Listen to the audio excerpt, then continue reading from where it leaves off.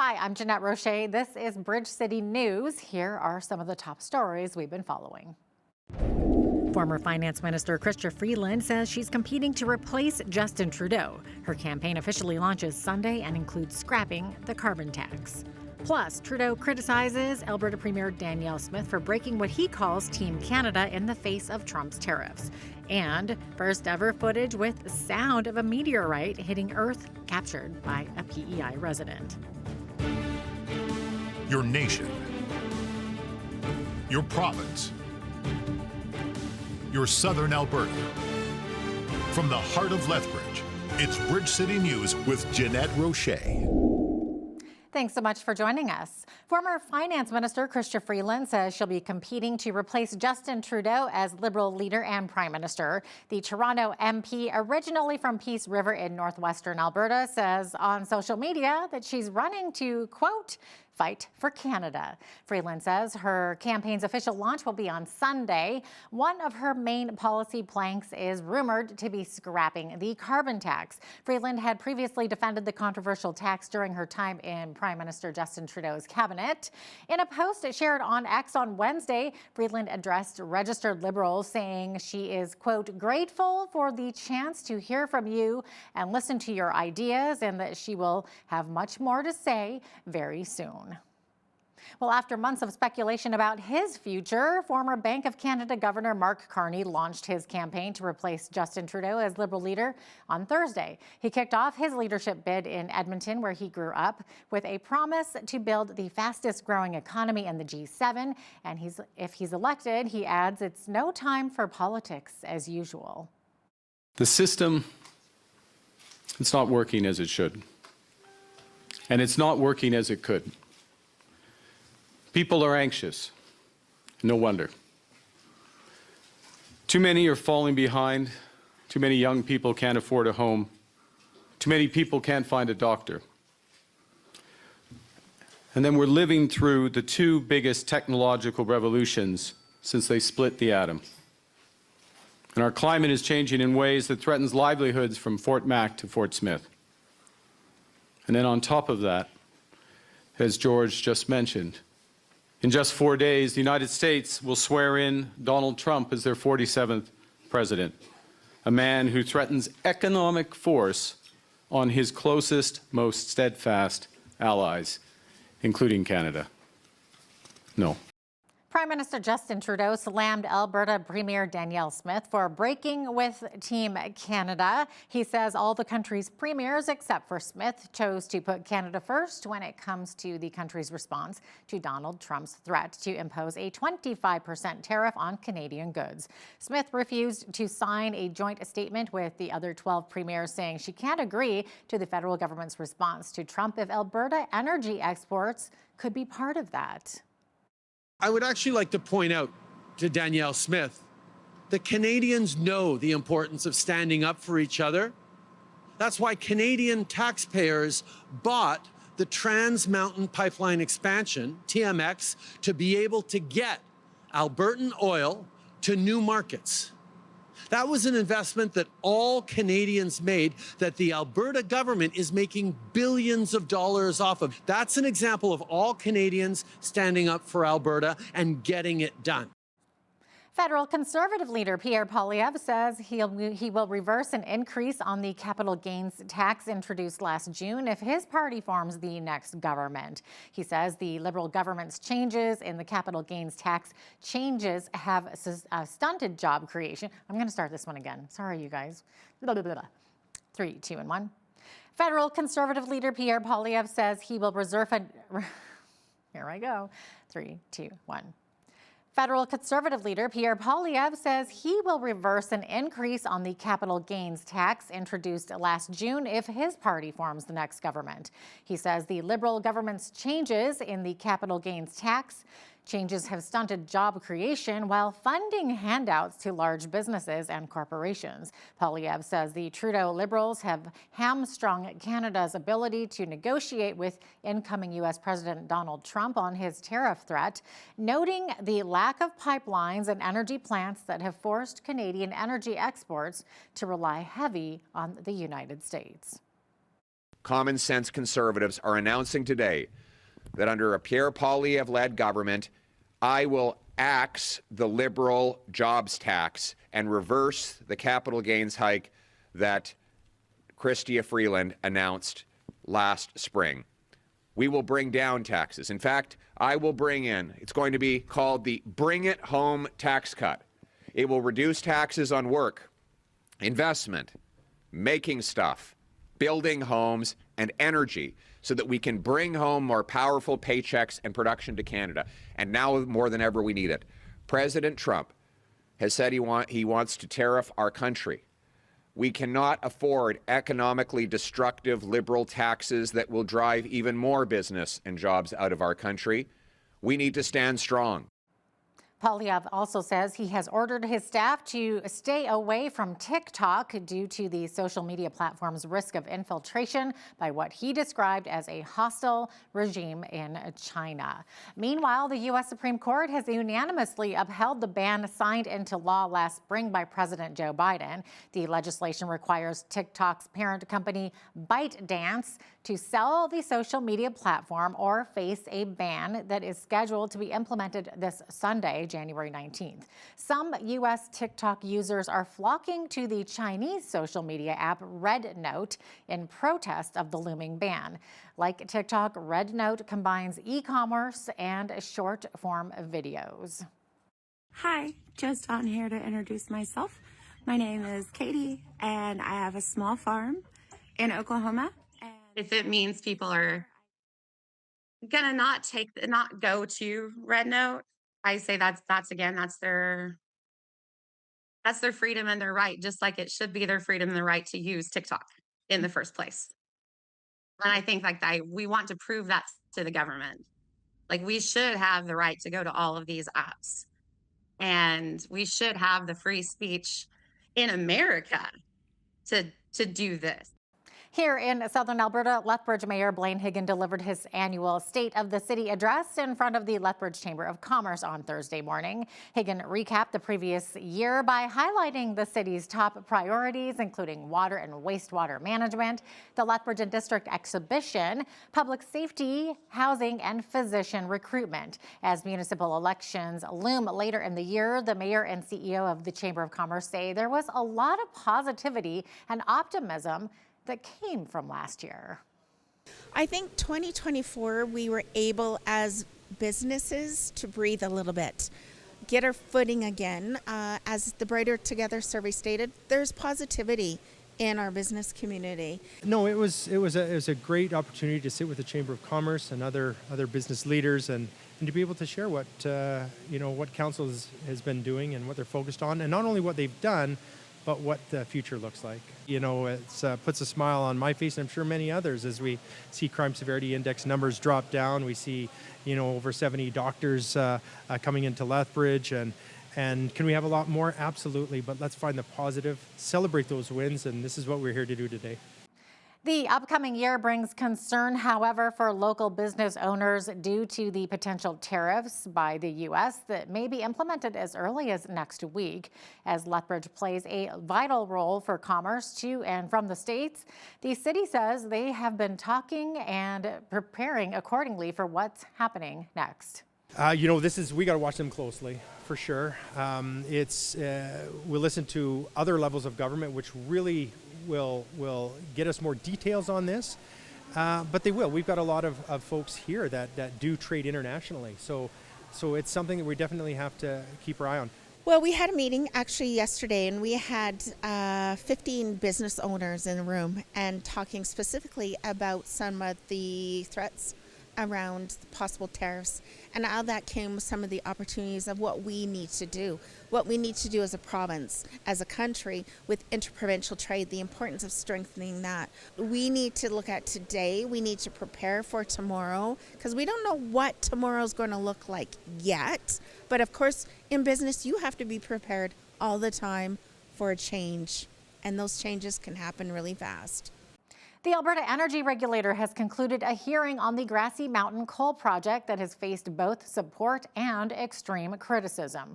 The 3-day hearing took place in Calgary from Tuesday through Thursday and considered Northback Holdings' proposal to mine metallurgic coal in an abandoned site a few kilometers north of the municipality of the Crow's Nest Pass. BCN's Landon Hickok has more details. After a second round of hearings, the decision to proceed with the Grassy Mountain coal project is at the hands of the Alberta Energy Regulator. Residents of the Crow's Nest Pass voted their support in a referendum in November that saw 71% of residents approve of the mine, saying it would bring a necessary economic boost to the area. And it's really challenging to attract any other business here because of the infrastructure needs. We're 30 kilometers long, 1 kilometer wide in the middle of the mountains. So a company that's going to come and do business here and provide that economic growth, bring families back, fill our schools, generate jobs and business, well, they're going to come here for something they need. And what we have here is coal. But as demonstrated in Calgary on Tuesday, a large crowd of protesters met outside the Alberta Energy Regulator office to protest its potential environmental risks. One local critic of the project who was at the hearing this week is former Lethbridge Mayor Chris Spearman. He is adamant that the project will cause severe environmental effects across southern Alberta, including in the Oldman River. He says that Northback Holdings has not been transparent on what they will do to negate the environmental effects from the project. Well, what I observed was, based on the testimony, I don't see how the AER could approve the Grassy Mountain coal mine. Basically, there was almost no cross-examination from the Northback lawyers for any of the expert witnesses who were presented by people opposed to the mine. When it came to Northback's actual presentation, I think it was shocking how little they knew about the area and what their obligations were. They have to clean it up whether they mine it or not. They're legally obliged to do that. The next question was, what happens if the Alberta Energy Regulator says no to your coal mine? And they said, well, we'd have to consult with our parent company, but likely we would close shop and leave with resulting job losses. Basically, Northback, unless this mine proceeds, will have no intention of cleaning up the site. With the hearings wrapped up on Thursday, the Alberta Energy Regulator now has less than 90 days to either approve or reject the Grassy Mountain coal project, in a decision that many across southern Alberta are waiting expectantly and anxiously. I think the people in southern Alberta there were quite a lot from southern Alberta who attended, and they have the most to lose. We've developed a healthy economy and a healthy environment for the last 75 years, and those are the people whose lives will be most at risk. From Bridge City News, I'm Landon Hickok. More than 16,000 hectares and damage to thousands of buildings is the result felt by Angelenos so far, left by the fires in Los Angeles. Here in Alberta, we are no strangers to wildfires. So how would our city fare in the face of a destructive blaze, especially with our intense Chinook winds fanning the flames? BCN's Heidi Echevarria spoke with the Lethbridge Fire and Emergency Services to find out.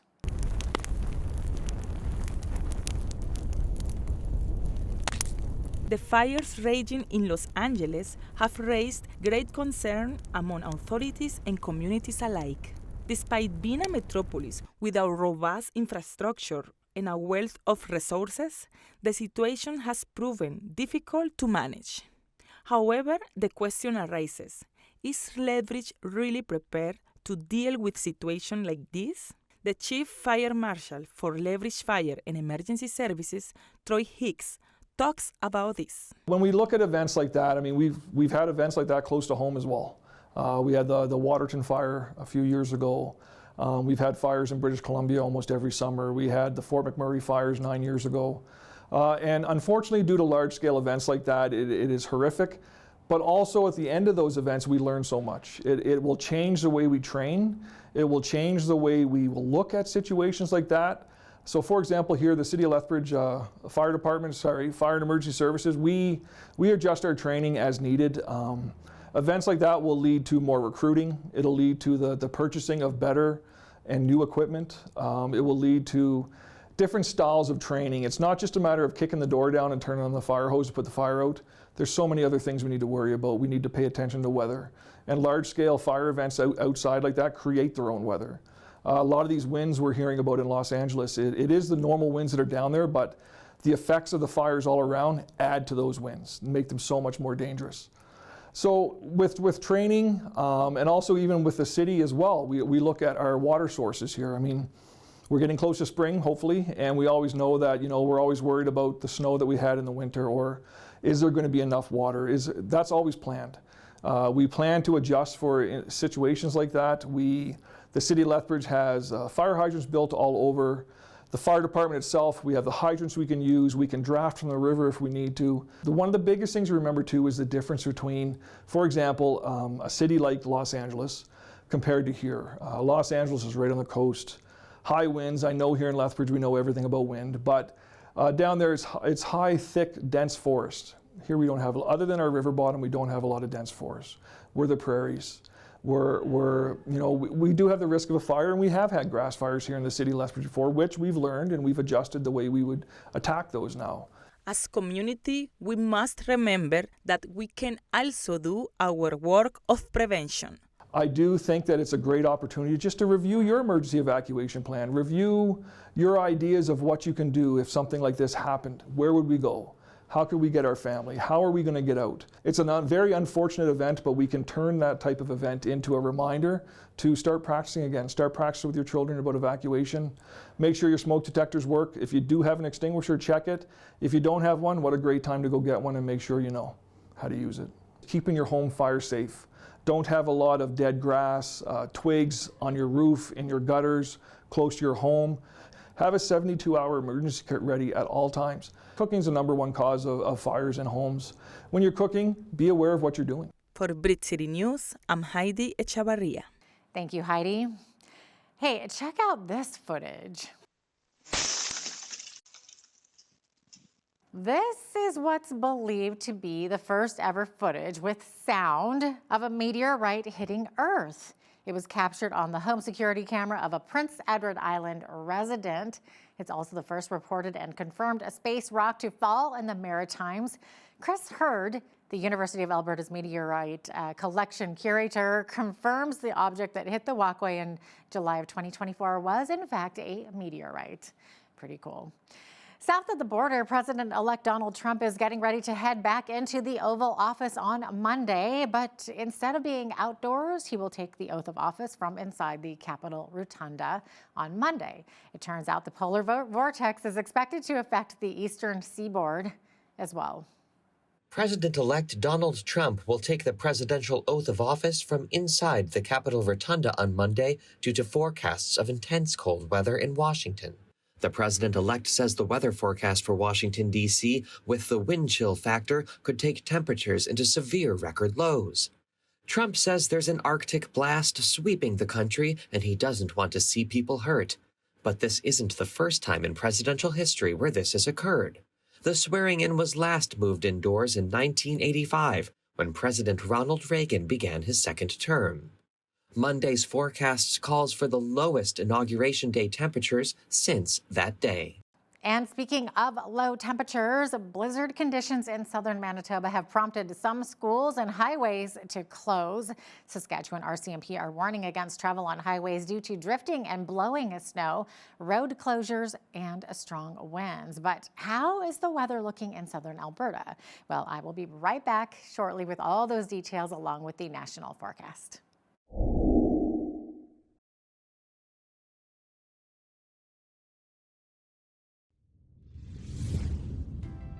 Weather-wise, though, temperature dropping tonight like a lot. -20 in the overnight low.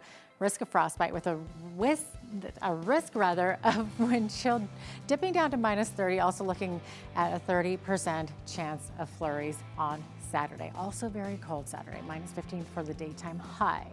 -17 on Sunday. Going to be a chilly weekend. We might want to just bunker down and stay indoors. Mix of sun and cloud. Then we're going to see the sun come out again on Monday and Tuesday. -9 for the high on Monday. Then we're going to climb quite a bit there for Tuesday, -1, up to 3 degrees on Wednesday, and 7 degrees on Thursday. So that's more like it as we're getting to those pluses. So average high for this time of year, -2, average low, -14. High temperature on this day happened back in 1941. It was 16 degrees. And the chilly one for this day was -40, happening back in 1950. Sun rose this morning at 8:21. Sunset this afternoon at 5:02. So we're seeing 8 hours, 41 minutes of daylight. Clearing on the west coast in both of these cities here. So Victoria sitting at a high of 5 degrees tomorrow. 4th for the expected high in Vancouver. Edmonton, -18. But clear skies, sunshine, that's the plus. And then -16 rather, for the high in Calgary tomorrow. As we see the rest of the prairies here, -22. The expected high in Saskatoon, -24 in Regina. Going to be a chilly one. Could see some flurry activity in Regina. -23 for the high in Winnipeg. So just, be advised that we are expecting that polar vortex throughout the prairies. It's going to be a very cold weekend in Manitoba, Saskatchewan, and Alberta as well. Not so much in this region though, but we are seeing some precipitations. We're seeing 2 centimeters expected in Toronto, 1 for the high there, 2 to 4 centimeters of snow in Ottawa, 0. Expecting a high of 1 in Montreal with 2 centimeters of snow. As we get to Atlantic Canada, not as bad precipitation. We're seeing increasing clouds for all 3 of these cities here. Fredericton, high of 2, 1 in Halifax, 0 in Charlottetown, high of 0 degrees in St. John's with clear skies there. So there you have it. That is your forecast.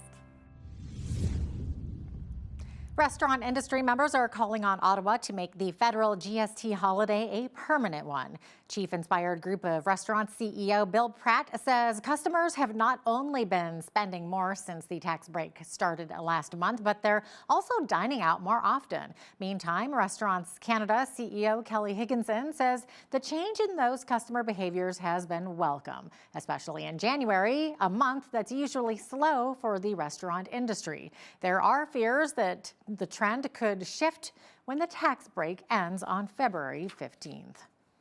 Experts say U.S. tariffs on Canadian goods could accelerate a push to ramp up domestic processing of some food products.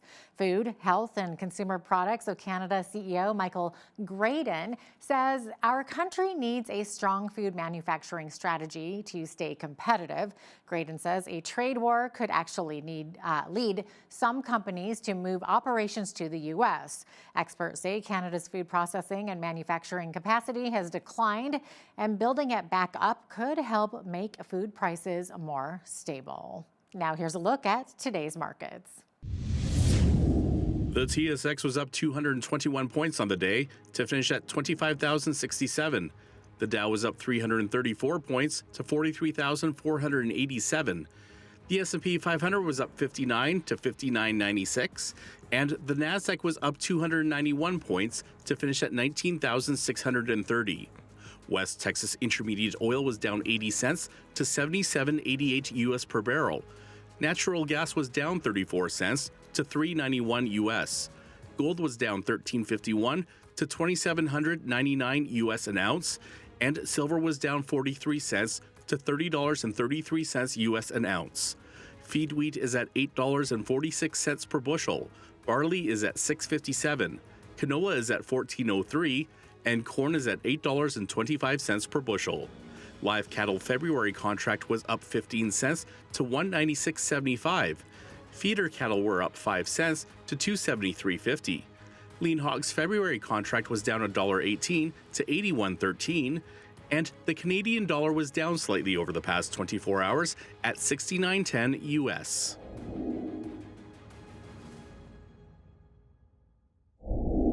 Recapping one of our top stories, former Finance Minister Chrystia Freeland says she'll be competing to replace Justin Trudeau as Liberal leader and Prime Minister.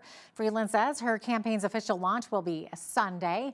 One of her main policy planks is rumored to be scrapping the carbon tax. Freeland had previously defended the controversial tax during her time in Prime Minister Justin Trudeau's cabinet.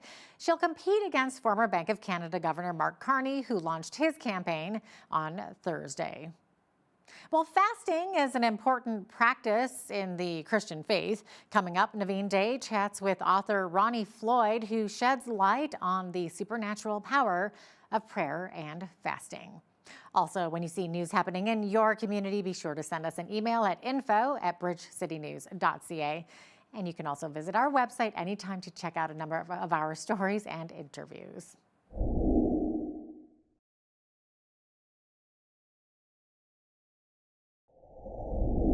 Have you ever wondered why the Bible encourages people to pray and to also fast? Now, fasting doesn't sound like a lot of fun, especially on Taco Tuesdays, but there must be good reason for it. And today's guest is Dr. Ronnie Floyd. He is a speaker, author, and encourager to business leaders. For over 32 years, he served as the senior pastor of Cross Church in Northwest Arkansas. Ronnie is the host of the weekly For Leaders podcast and the author of The Supernatural Power of Prayer and Fasting. Pastor Ronnie, great to have you with us. Oh, what a joy. Thanks for the opportunity. Now, Dr. Floyd, some people don't understand what fasting is. They may just see it as merely starving yourself. Why should we fast, and what is the purpose? Well, let's define it biblically. Fasting is abstention from food with a spiritual goal in your mind. It is when you give up the most natural thing you do, which is to eat, and thank God we like eating, in order to pursue the God of heaven to do something in your life. There were instances and occasions and experiences in the scriptures about fasting.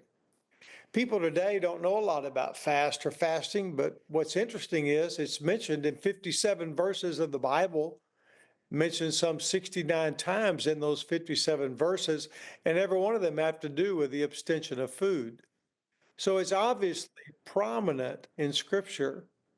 And so I believe what we must do is to, when the Lord puts a burden on our heart, or we have something in our heart that we want to address with God, and we want to go to a different level of that in prayer, then we take time to fast for a day, or to fast for a meal, or for longer lengths of time.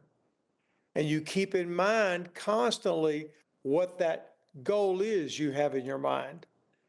That one thing that you're talking to God today about, let's say it's you have a burden of someone away from God that you know, or perhaps your marriage is in problems, or you're facing financial challenges, or there's a crisis and you need to pray through that in a different way. So there are many things that we can talk about in relationship to that, but that gives us a brief introduction. Why does God want us to fast? Is it a test of obedience or self-discipline? I think it's two things. I think, first of all, humility, humbling ourselves before God. It's clear that there is a correlation in Scripture between humbling ourselves before God and fasting. But I also think it's obedience. It's obedience to things that we know that God tells us in His Word that we should do at times in our lives. Now, let's make clear, Jesus, He said there's a time to fast and a time not to fast. So by no means does God expect us to go without eating for the rest of our lives. It's a matter of simply allocating a time to talk to God at a different level. When you withdraw in that time to some degree, whether it be for a meal and you withdraw for 30 minutes, take your Bible in your hand and just say, God, you know what's on my heart today. I've come to you to talk to you about this, but I really need to hear from you in your word. Would you give me a word from your word about my concern? And how often should we be fasting, and for what length of time? Well, I believe, that's a question only God can show everyone individually, obviously. I think it needs to happen periodically, but the periodically could be maybe just more than once a year. or whatever. There are many churches in the United States that use the first 21 days of the year to pray, and then the last week of that they may call their people to a fast, and a fast for a week, whether it be 1 meal a day or 2 meals a day or all 3 meals over that course of 7 days. And they keep themselves going with pure juice and with water. And, that's how folks make it through with God's power and God's strength. So you're saying it's okay to do a partial fast, like perhaps only missing 1 meal a day? Sure, I think that's very good place to start. I think that if people are not used to doing it, most have no clue about it. But have your breakfast, and then from the time you stop eating breakfast until the time you eat dinner in the evening, use that time for fasting. And for that 6-hour place or 8-hour, whatever it is, depends on the schedule, that span of time, you're concentrating some of that time, at least 20 or 30 minutes when you would have a meal, to be with God and to talk to Him about that one issue, because God moves in all sorts of ways. It can speak to you through His Word ultimately, but He can speak to you in all sorts of ways, and there's no telling what might happen during that segment of time that you allocate for fasting. Is fasting related only to food, or can a person fast other things, like perhaps fasting from social media? Sure. I think the biblical model, and I'm going to hold the Bible up on this, the biblical model ultimately would be in relationship to food. Now, I want to say to you that there are some people that cannot do that due to physical reasons, medication, various things, and people that maybe they just need to do something. Then, if they want to abstain from that, and they just need to deal with God on that. It's not my place to rule that out of bounds or in bounds, but I know what the Bible teaches, and but I don't have a problem with doing that. In fact, many churches, they just try to get their people involved in some element of personal denial, but they always emphasize the food element. But if people cannot, then they could, fast for, a week from social media or from television or from something they really normally do, where they can give more time to withdraw and to be with God and not be distracted by all the noise that, as you're well aware, it's a noisy world out there. And sometimes we're not able to hear God because there's so much noise out there in the world. How should someone prepare for a fast? Should they consult a physician? And what are the effects of fasting on the body? I think that they should consult their physician if they're going to go on any lengthy fast by any means. But I think ultimately, a fast for a day or a fast for 6 hours, whatever that would be. I mean, there are people all over the country, and I'm sure across the world, that are practicing right now, that are secular people that are practicing intermittent fasting. That's become a real craze. I know in the United States, where there are many people do that. So I know that there are elements of that are safe, but I think that they have to do what is comfortable with them, and they need to do in relationship to the doctor if that's what they need to do, or if they're on some strong medication, they probably don't need to do it, or at least consult their physician if they do. I think the effects of fasting, I think there are spiritual effects, spiritual things that happen, but I believe obviously there's the element of things that go on in your body in relationship to, it depends on the length of the fast. If you're going for a week, your body may see some level of decrease in weight. It may see some level in decrease of that. Not everyone would, but some would. More of a lengthy fast, the more of that would be. But the goal ultimately on a spiritual side, because the Bible is speaking of fasting spiritually, not for the sake of losing weight or whatever that might be for somebody to do, but it's on the spiritual side. I think the effects are mostly spiritually, but your body, without a question, if you don't go to eat for a day, you're going to be a little weaker than you were in most of those situations. Or you were to go on a 3-day fast, there would be that. But the weakness should call you to follow the Lord. The weakness should call you to, in your weakness, I am strong, the Bible says. And so that's part of your trust. That's part of your faith in what God is able to do. And what has been your experience with fasting? Have you ever had anything supernatural happen during prayer and fasting? That's a great question. Absolutely. No question about it. I started fasting when I was in college and started, trying to learn what that was about. That increased throughout my life. My wife had cancer in 1990, and that really put us in a different spin. We were a young family at that time. And so, I started fasting and praying 1 day a week for my wife.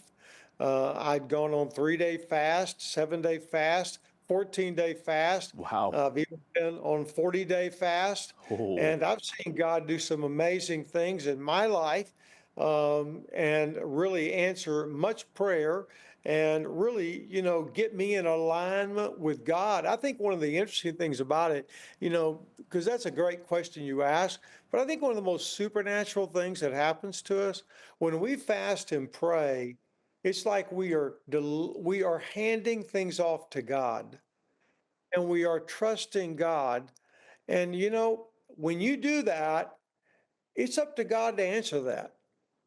And it's not like you have to worry about it. You just have to walk in belief in God's providence that evidently this is not what he willed. I've given it to him. And your heart realigns with God. Sometimes God's over here and we think, we're over here. We don't know that, but we're going to ask him for something. And that may not be ultimately what God wants. But God moves us over the course of time to complete his will and to do his will. And so that to me is one of the most remarkable things. What may have mattered to me before I go in the fast, when I'm out of the fast, it's all in God's hands. And, whatever he wills is fine. And you say that there are 7 promises that God offers us when we pray and fast. Yeah, I believe there are several of them. I think, I listed 7 in the book, but I think that it was more in a relationship of what could happen in your life. But I do believe that, fasting can lead to healing in your life in ways, and healing spiritually. Even some people believe that, fasting from food, and even in a secular sense, helps your body, heal some in some areas. I'm not a doctor of that nature. I am a doctor, but not that kind of doctor. So I don't know the answer to all that. But I think also it's the freedom that God gives you. I think that's one of the biggest blessings of fasting, that freedom that I mentioned a moment ago. It's the freedom of that. And then also, I think there is great oppression in our day. People being oppressed from all things out here, as well as depressed by all things out here. And I think one of the things fasting does is that God gives us in fasting a way to lift our heads and keep our eyes on Jesus Christ. And just in our final couple of minutes here, you write that there are 4 positive responses to aligning with God's will through prayer and fasting. What are those? Well, I think first of all, it's the death to yourself. I think that's real critical because, we need to live by Galatians 2:20, that we are crucified with Christ. Nevertheless, we live, yet not I, but Christ lives in me. And the life that I now live, I live by faith in the Son of God who loved me and gave himself for me. So I think there is that. I think God creates a latitude in our life, a flexibility, a fluidity, if you may, might be the better way to say it, as I stated a moment ago. He creates this willingness that, okay, I felt strongly about this, but God has moved, and those are 2 good examples of what I think God does within us. Dr. Ronnie Floyd is the author of The Supernatural Power of Prayer and Fasting. Pastor Ronnie, thank you so much for joining us today. Hey, thank you. And the people can get the book on Amazon, Barnes & Nobles, or Christian Books. And thank you very, very much for this opportunity.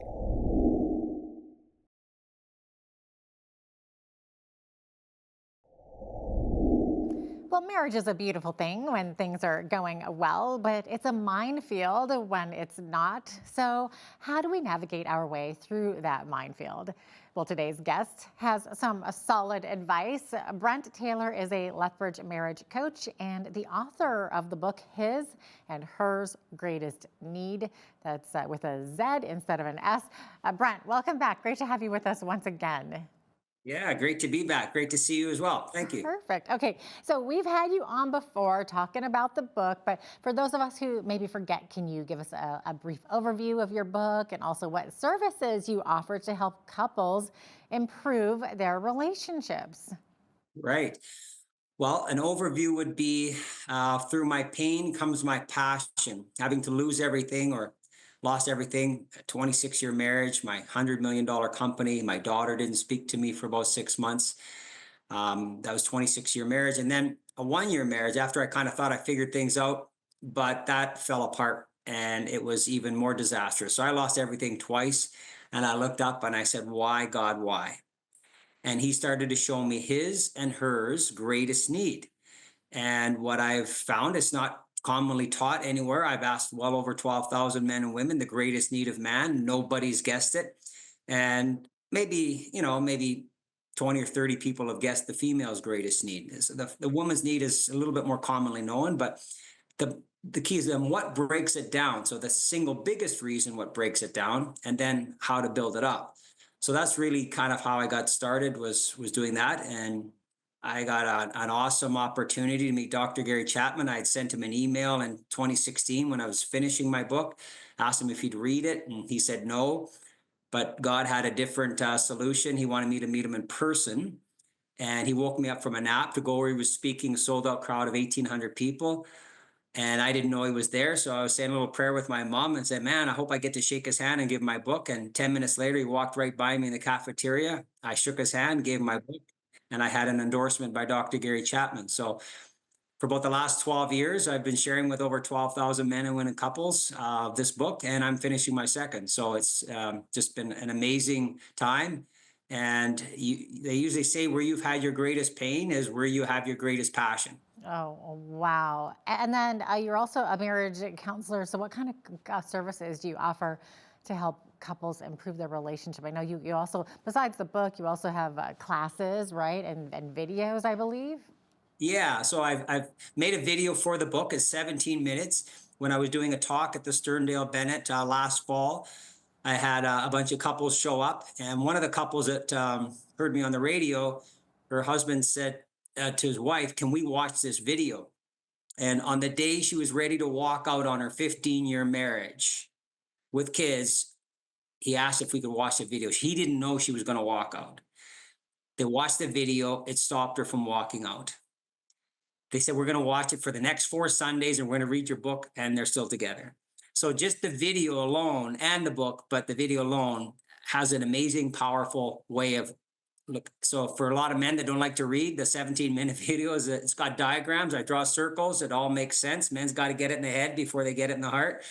And women usually get it in the heart before they get it in the head. So, but yeah, so that I do those services. We do personal coaching, so private coaching. I'll do some small group coaching. I do groups or just with men and women even. I'm coaching a couple of ladies in Sacramento and in New Jersey. Their husbands have walked out, 26-year marriage. So whether it's on Zoom or in person, I have my home office here, and we have several sessions, whether it's 3, 5, or 8.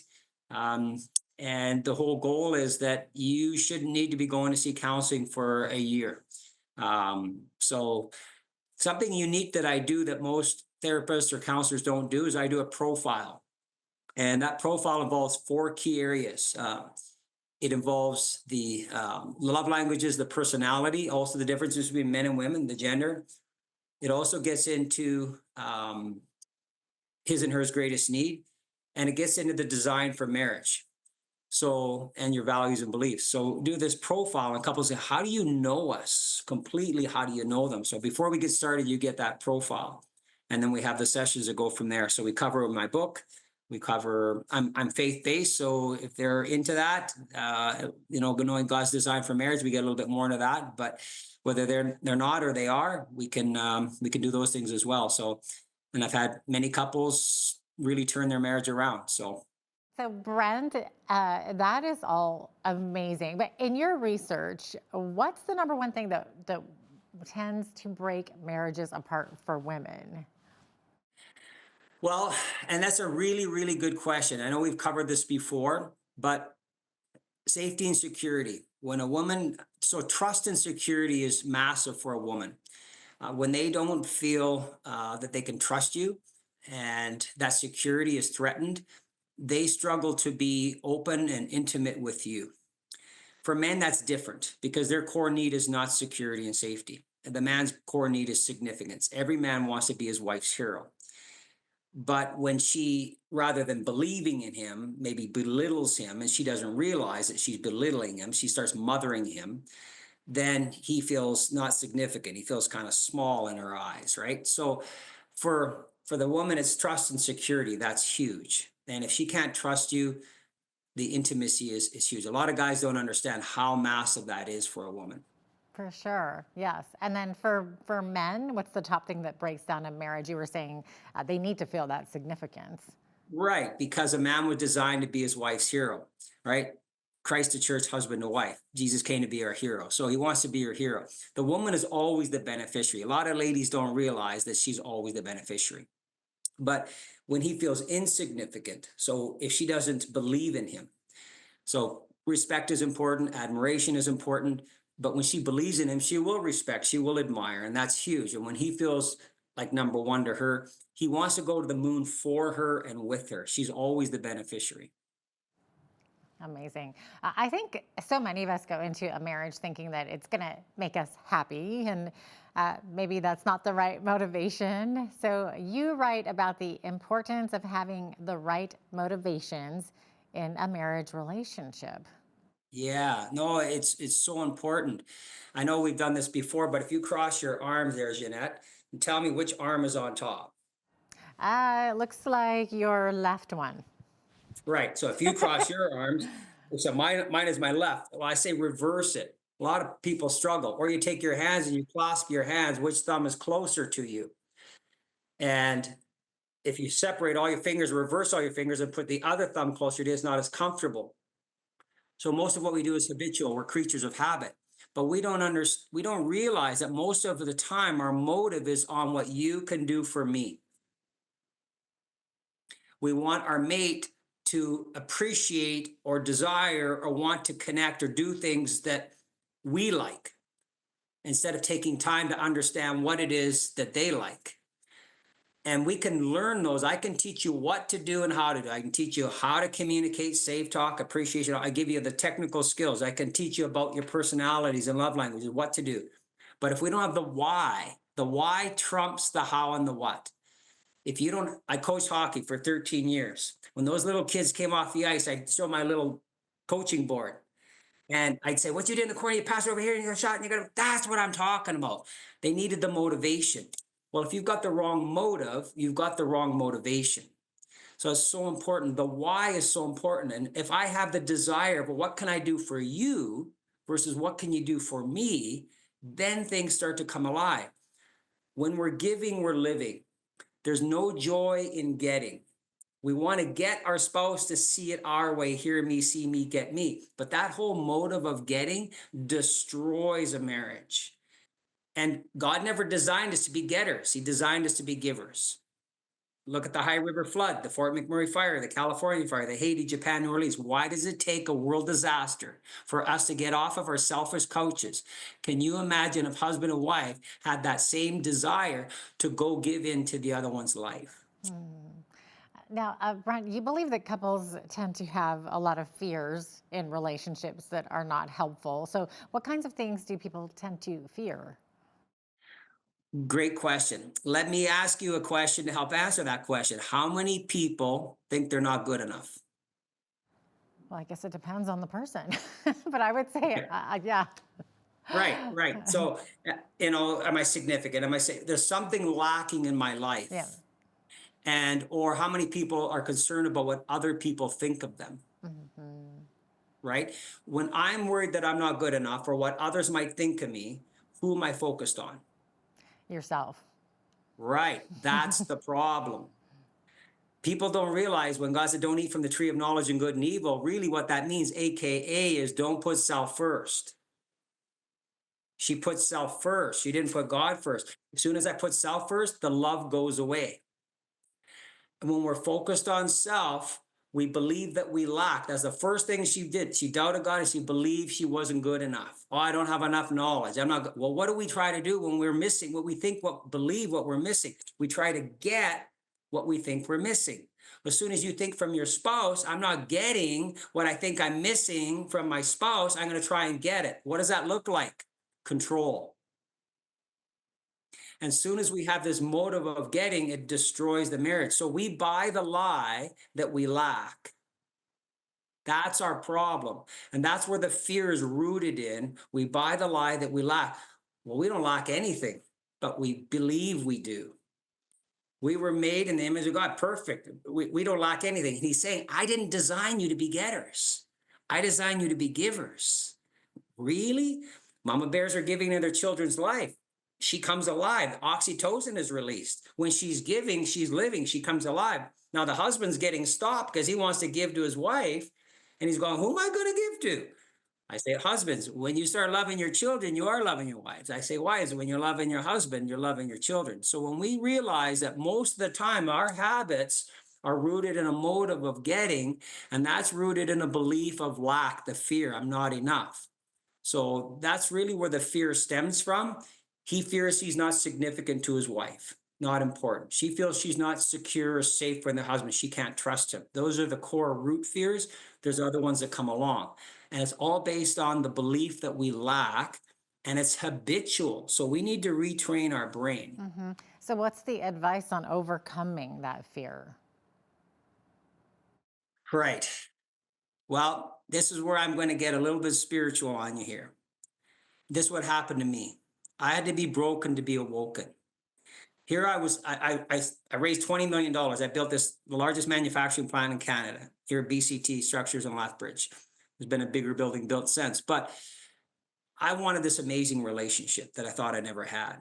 I was so focused on me. I didn't realize I was focused on me. I didn't realize I was wanting to, my wife to, from my perspective. I didn't realize, okay, what is from her perspective? And when things were breaking down, and so we're both got the fear going on, we're, I'm retreating, she's attacking, rejecting, we got the fear dance going on, we're walking on eggshells. Anyways, I left and I lost my $100 million company and I didn't want to live anymore. And here I was at the darkest time of my life. And I don't know, my great grandmother gave me a little burgundy Bible, but I opened the book of John and I kept reading for 3 hours and I couldn't. Jesus said, if you've seen me, you've seen the Father. I'm in he and he is in me and you're in me. And I closed the book and I said, this is the book of love. God is love. What I was searching for my whole life was this amazing love. But we need to receive. We can't give what we don't have. So I received this amazing love of how much God loves me. That started to change everything. Now I could start to give what I had received. But I was trying to get, but I didn't have anything. I didn't have the right motive and the right heart. So Jesus came to change my heart from getter to giver. So he gave me his love. I knew how much he loved me. Then I had to realize who I am, that I'm his, that I'm not lacking anything. He's made me new. He's made me, I don't lack nothing. Don't buy that lie. And he says, I made you to give. Now start giving to other people. That's my purpose. When that started to happen, everything started to change. So really it comes down to receiving that love that God gives us. And then realizing that we're his, we lack nothing. And this is the thing that's not really taught enough in the church or in our world, we don't lack anything. The enemy wants us to buy that lie like Eve. Oh, you don't have enough knowledge. You're not good enough. Oh no, what am I going to do? So when I started giving, I realized that's where the joy is. That's where the joy is never in the getting. Yeah. So, I mean, bringing it back to marriage, to what degree does a marriage succeed or fail based on the couple's faith? Because that's kind of what it looks like, is that like the more you receive or realize that, the more you're going to start pouring into your spouse. Does it really, is that really sort of the key to it? Yeah, I mean, if you want to really get down to the nitty gritty, when Jesus said to Nicodemus, you cannot see the kingdom of God until you're born again. And Nicodemus says, well, do I re-enter into my mother's womb? And no, it's a spiritual download. God's a gentleman. He's not going to force us. He gave us choice in the garden. He gives us choice today. But if we reach out, there's this spiritual awakening that actually happens.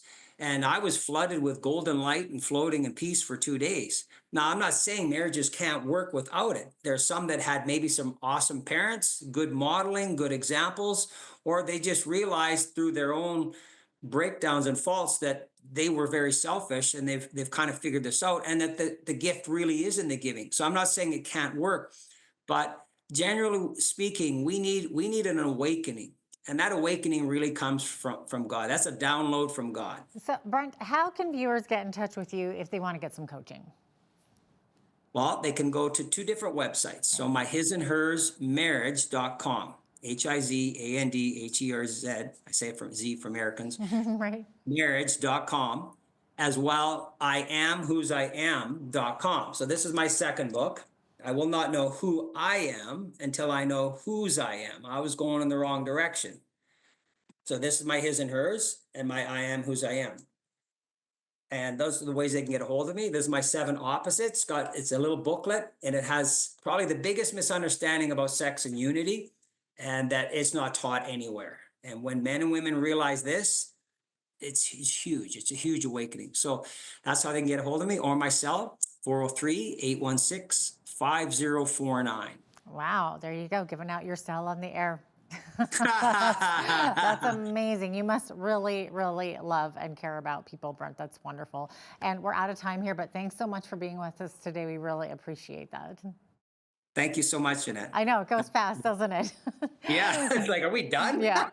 And Brent Taylor is a Lethbridge marriage coach and the author of His and Hers Greatest Need. I'm Jeanette Roche on behalf of all of us here at Bridge City News. Thanks so much for watching.